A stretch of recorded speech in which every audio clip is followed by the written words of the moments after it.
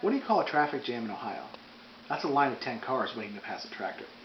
Hi, my name is Michael, and today I want to share with you why I came into the military and a few of my hobbies. Hopefully this will give you a better understanding of who I am. Have you ever been somewhere that you just couldn't wait to leave? By the time I was 16 years old, I had had enough of Ohio and it was time to go. There are a few things I grew up with that you really just don't see anywhere else. When I went to school, kids would drive tractors to school. There would be a parking lot full of tractors.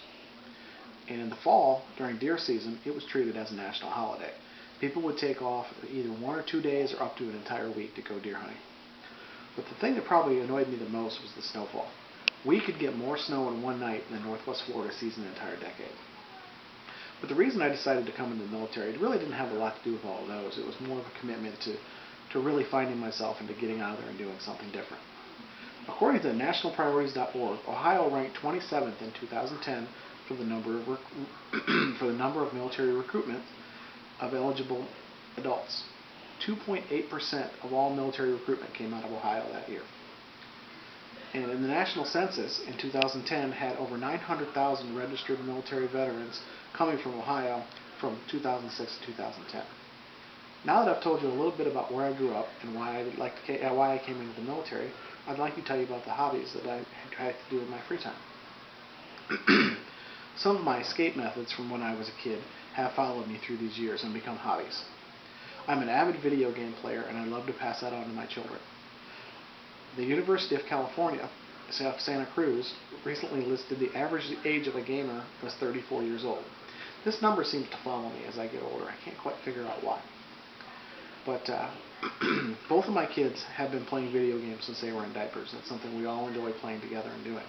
Another thing that I really love to do is fish. I started fishing when I was really young, getting my first pull at 3 years old, and going out regularly with my father and my grandfather. I fished regularly in Ohio and up in Alaska as well, and now down here in Florida quite often. I love fishing and I love passing that on to my children. And one thing I've done with them recently is take them to a fishing rodeo where they were fished by themselves and did very, very well. So over my years of fishing, I've gone from freezing in Alaska during the summers while fishing to coming down to Florida and getting a sunburn in the winter while I was fishing. These are the things that I've picked up over the years since I was a kid that have really helped me stay sane in this crazy world. Where someone comes from defines a lot about them and how they view things. For me, I see humor in almost everything and never take anything serious unless I absolutely have to. Knowing when it's time to leave is almost as important as when it's time to stay.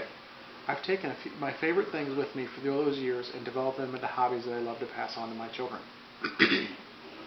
So far, I've told you about my view of Ohio and how it's helped me decide to join the military, and how I enjoy my free time playing video games and fishing, which I developed as a child in Ohio, and how I love to share those on with my children.